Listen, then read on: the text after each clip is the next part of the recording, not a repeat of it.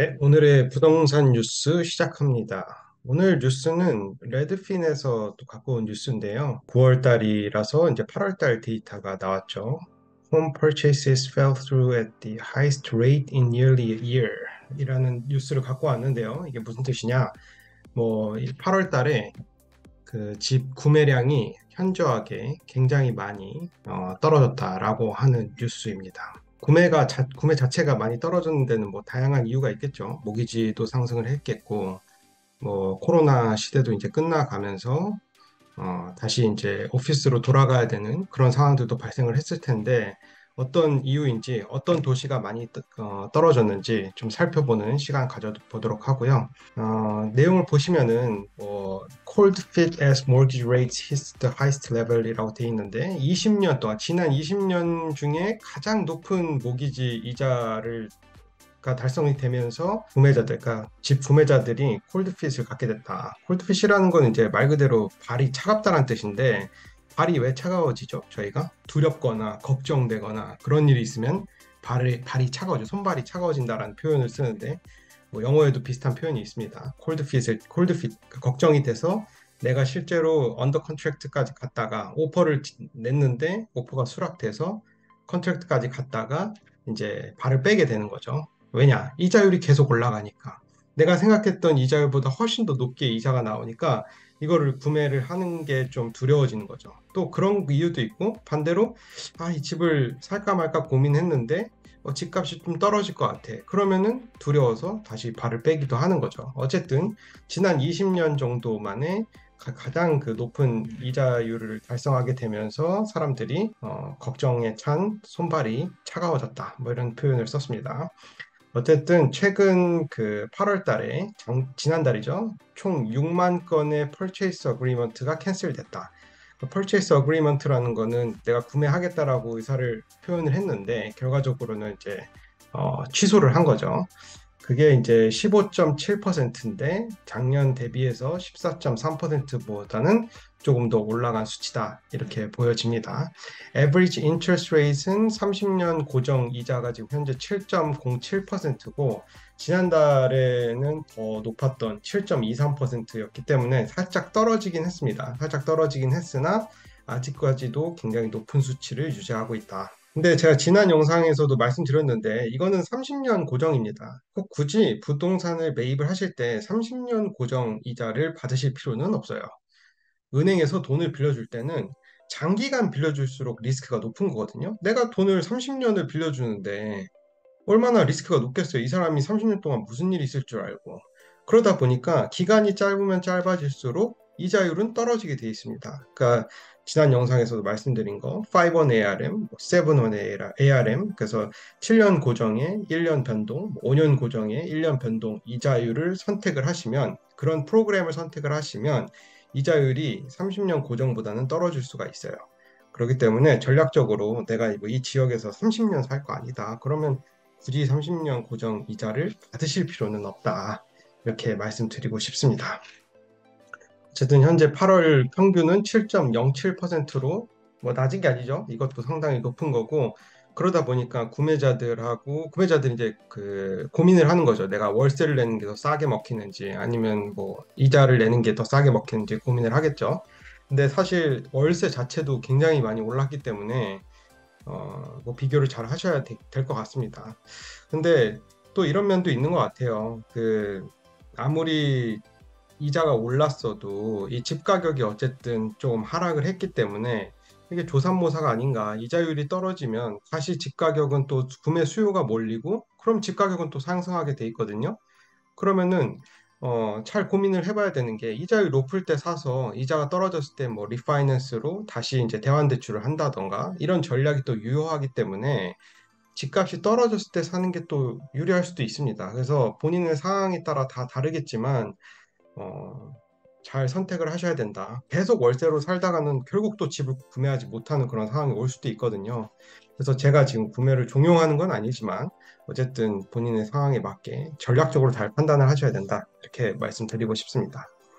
어쨌든 이 그래프는 이제 얼마나 떨어졌냐를 이제 보여주는 거예요. 그래서 작년 대비해서 pending home sales가 fell out of contract. 그러니까 내가 컨트랙트를 했다가 언더 컨트랙트 했다가 이제 거기서 발 빼고 나오는 거죠. 그게 15.7% 정도를 달성을 했다. 상당히 높은 수치죠. 계속 뭐 평균적으로 보면 한 12% 정도. 그러니까 100건이 계약이 진행되다가 한 10건 정도가 나왔다라고 하면 지금은 100건 계약 중에 한 15건 정도 계약이 파기되는 그런 상황이 왔다라고 보시면 될 것 같습니다.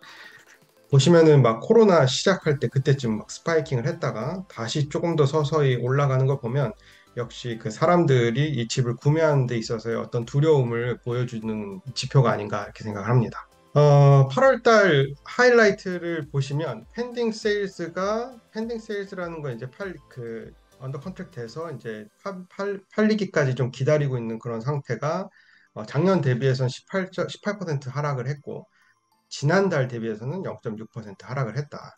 근데 가장 많이 떨어진 20.8% 하락한 걸 보니까 all homes for sale 그러니까 액티브 리스팅 되어 있는 숫자가 많이 줄었죠. 그러니까 인벤토리 자체가 한 20% 정도 작년 대비해서 줄었다라고 보시면 될 것 같아요. 그러니까 지금 뭐 현재 상황은 이자율이 많이 높으니까 사실 부동산을 갖고 있는 사람들도 이걸 팔고 다음 집으로 넘어가야 되는데 이자율이 너무 높다 보니까 팔지를 못하는 거죠. 다른 집으로 넘어갈 수가 없는 상황이라서 내 집을 팔 수도 없고 구매자 입장에서도 이자율이 높으니 구매하는 게 굉장히 구매하는 걸 이제 주저하는 그런 상황이라서 어떻게 보면 인벤토리 자체도 줄고 그 트랜잭션 거래도 많이 줄은 그런 상황이라고 보여집니다. 뉴 리스팅 새롭게 올라오는 것도 작년 대비해서 14% 정도 하락을 했고 판매되는 거 그러니까 실제 트랜잭션이 되는 것도 14% 정도 줄었으니까 상당히 많이 줄었다. months of supply도 0.2 정도 줄었다. 그러니까 months of supply라는 건 결국 지금 현재 시장에 나와 있는 매물이 다 소화되기까지, 그러니까 지금의 수요로 소화되기까지 얼마나 걸릴 거냐를 보여주는 건데, 두 달 정도에서 0.2가 하락했다라는 거는 한 10% 정도 하락한 거잖아요. 그러니까 결과적으로는 거래량이 많이 줄었다. 인벤토리도 줄고 거래량도 줄었다. 이렇게 보시면 될 것 같습니다. 어쨌든 8월 달 지표는 이렇게 보여지고요. 작년 대비해서 많은 부분들이 하락을 했지만 재밌는 거는 미디언 세일 프라이스는 증가를 했다. 집 가격 자체는 작년 대비해서 3% 증가를 했다. 그래서 지금 42만 불 정도에 형성되어 있습니다. 미디언 세일 프라이스가 이것도 이제 변화량을 보여주는 그래프인데요. 그러니까 작년에 굉장히 많이 올랐죠. 25%까지 미디언 세일 프라이스가 증가를 했다가 결국 집값이 그만큼 올랐다는 뜻이죠. 그러다가 이제 증가량 자체가 줄어서 결국 2023년 초에는 마이너스로 돌아섰다. 이게 무슨 말이냐? 집 가격이 떨어졌다. 뭐 이런 의미입니다. 그러다가 다시 바닥을 찍었는지 뭐 모르지만 어쨌든 마이너스 한 4%, 5% 정도를 찍었다가 다시 올라가고 있는 그런 상태로 보여지고요. 그래서 지금 현재 미디언 세일스 프라이스는 42만 불, 작년 5월 달에 최고치를 찍었을 때는 여기 보시다시피 43만 2,780불이었습니다. 그래서 바닥을 찍고 지금 상승량 자체가 조금씩 올라가고 있다. 여기서 앞으로 뭐 더 이렇게 더 올라갈지 아니면은 뭐 이렇게 내려갈지 아니면 어떻게 될지는 뭐 저희가 알 수는 없지만 어쨌든 좀 하락한 시기니까 그나마 집값이 조금 싸졌다라고 볼 수 있거든요. 그래서 그런 것들은 잘 판단하시기를 바라겠습니다.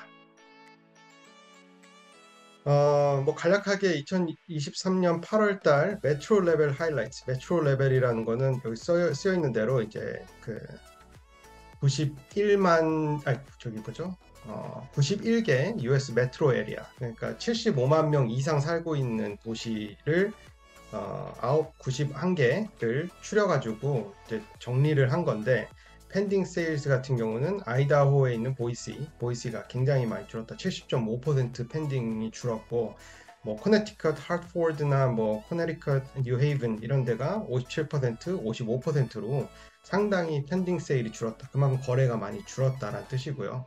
여기 보시면 이제 코네티컷이 굉장히 많이 나오는데 이 코네티컷이 어디 있는 거냐면 여기 보시면 제가 지도를 좀 보여드리겠습니다. 뭐 차를 예를 들면 보시면 예, 코네티컷 주죠.